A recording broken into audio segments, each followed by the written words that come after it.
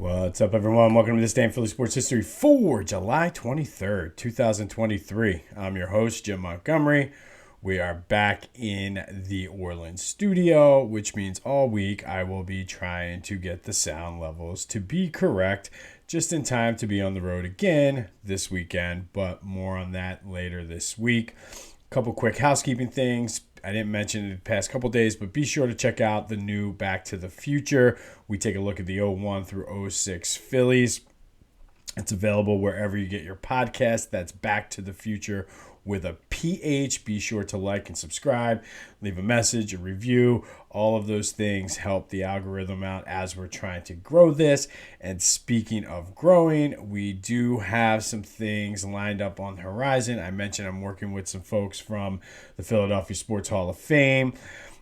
More on that as we work out some of the details. I have some things lined up for football season. I have a meeting tonight. So lots of good things on the horizon. So be sure to like, subscribe. That way you get everything sent to your inbox. Listen every day. Tell your friends, tell your families, tell your enemies, tell whoever. Have your dog subscribe and listen. It's all good.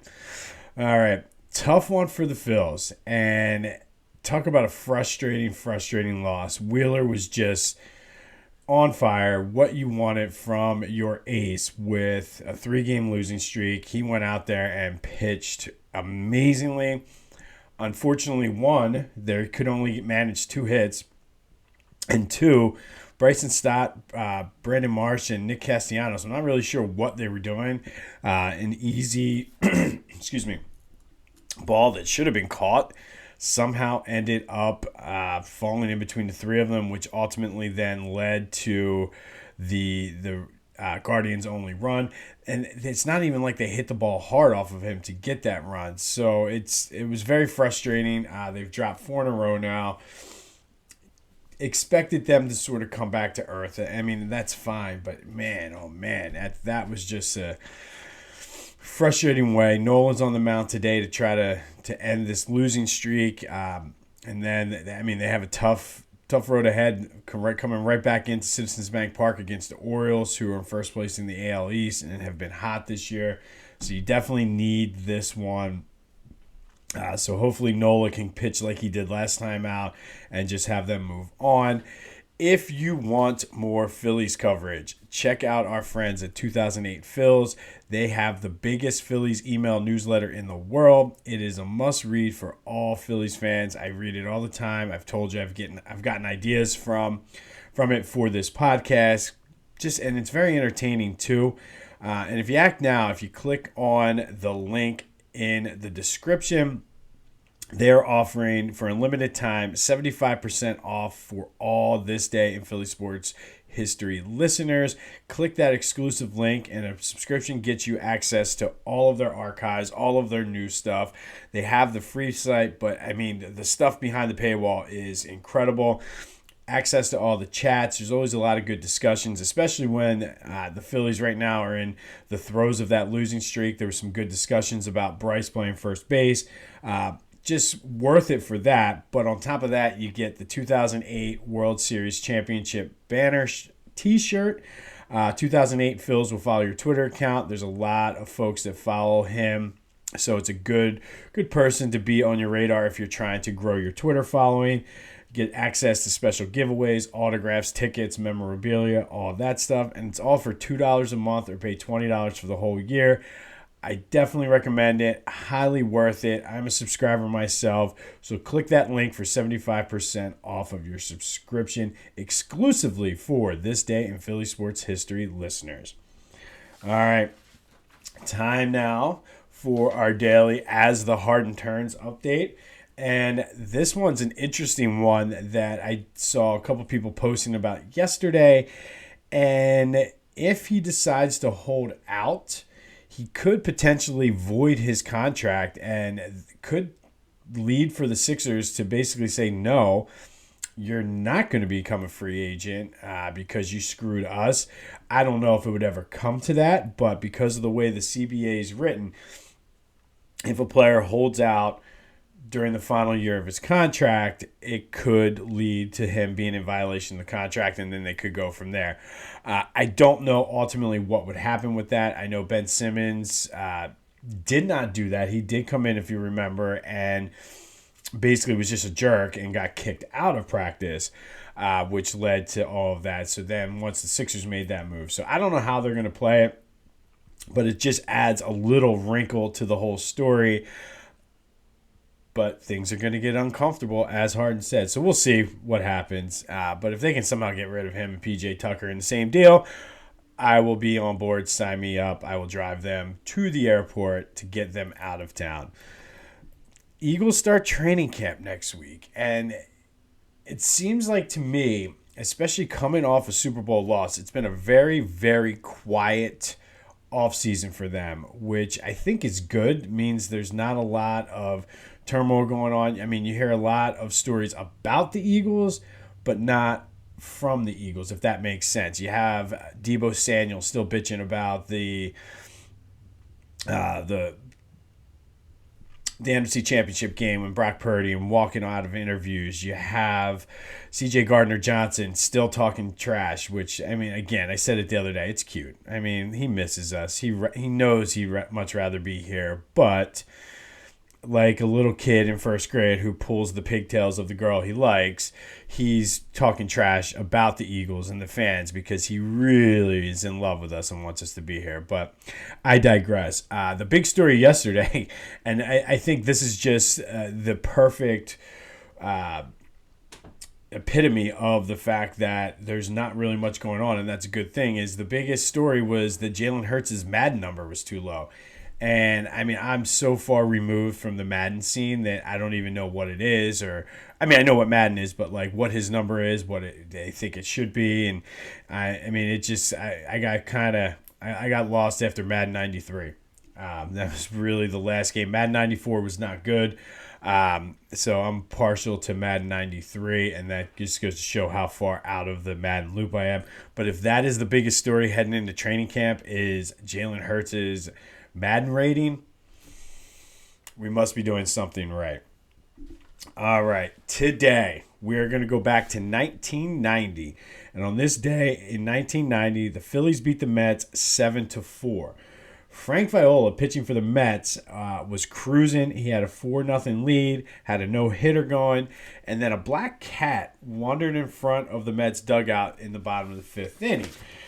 I don't know if you're superstitious or not. However, he took that no-hitter into the sixth inning. All of a sudden, the Phillies score 5 runs on 1 hit. And that hit was a Dickie Thon grand slam. He gave up 3 walks, and there was an error, which led to the 5 runs.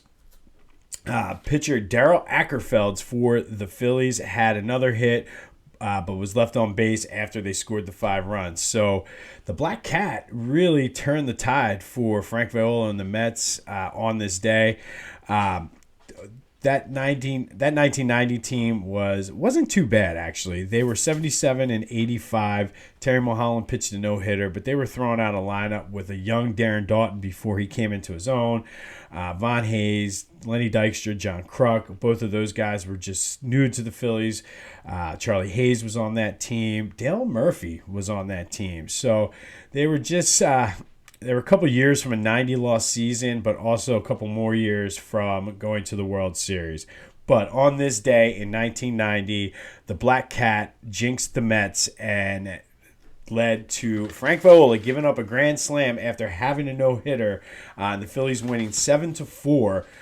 They got 5 runs on Viola on just the 1 hit, but you got to love it. You love to see the Mets implode like that, even back in 1990. You know who won't implode? PhillyGoat.com. It is back to school season. Why not grab some t-shirts for your kids for back to school? Grab some for yourself for back to school. They have whatever you need, they have. They have such a wide selection, anything you can imagine. Phillies, Eagles, Sixers, Flyers, Union, Philly sports, or Philly culture, Philly boxing, you name it, they have it. And they're comfortable shirts. So go check them out. Use the promo code Jim Montgomery for 10% off your order.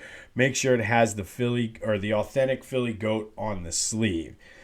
All right. Speaking of the Union, they opened up the League's Cup group stage last night with a 3-1 over Club Tijuana.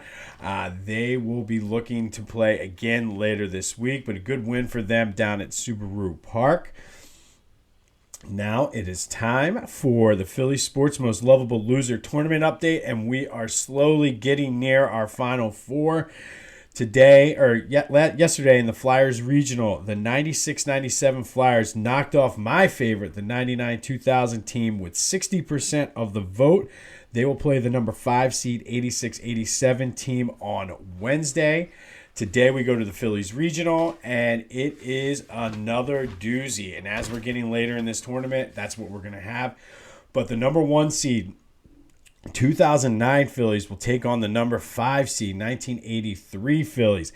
I have a feeling this one might fall along generational lines, and that's okay. The winner will play the 2022 Phillies, the number 6 seed, on Thursday. First, the 2009 seed, 2009 team, I should say. They were the defending champs. They went 93-69. It was their third straight playoff year. They had picked up Raul Ibanez that year. They added Cliff Lee at the trade deadline. They later signed Pedro Martinez in August.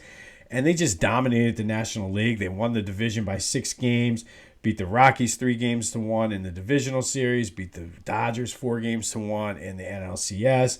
And then they got to the Yankees and lost 4-2 after splitting the first 2 games in New York. The first game back at Citizens Bank Park, A-Rod hit a home run off of the Fox Sports camera in right field.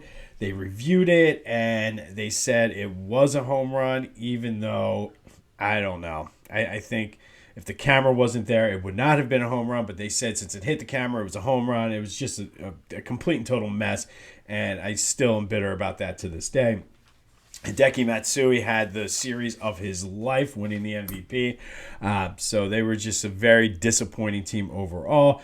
They take on the number 5, 1983 Phillies, the Wheeze Kids. They went 90-72, got off to the slow start. They had all the old guys. It took them a bit of time, I guess, to get loose that season.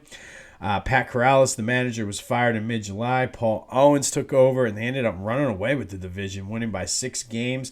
Beat the Dodgers again in the NLCS 3-1. Still getting payback from those late 70s teams. But they won game 1 and then lost the next 4 against the Orioles. It was kind of the last hurrah for that team, as it was their 6th playoff appearance in 8 seasons. And then they would not get back for another 10 years in 1993. Played this out on What If Sports, and it was all 83. They beat them 80%, 8 games to 2 in the 10-game series. So it's your turn now. Who wins, the 09 Phillies or the 1983 Phillies? And I think the key in that series on What If Sports was the starting pitching for the 83 team. So now it's your turn. Tell me what you think. Is it the 09 Phillies or the 83 team for a spot in the regional finals against last year's Phillies team? Let me know. Vote, comment, whatever you need to do. Be sure to check out our friends at 2008 Phils as well as PhillyGoat.com. What's going to be the new update for As the Heart Turns tomorrow?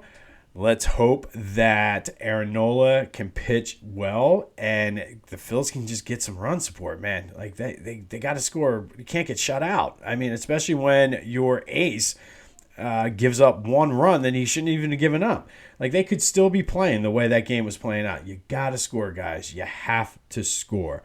On this day in 1990, the Phils beat the Mets 7-4, breaking up Frank Viola's no-hitter after the Black Cat walked in front of the Mets dugout. It's probably one of the cats that live with the rats in the old vet, but I digress. This has been This Day in Philly Sports History. I'm Jim Montgomery. Go enjoy this beautiful Sunday, and until next time, I'll see you when I see you.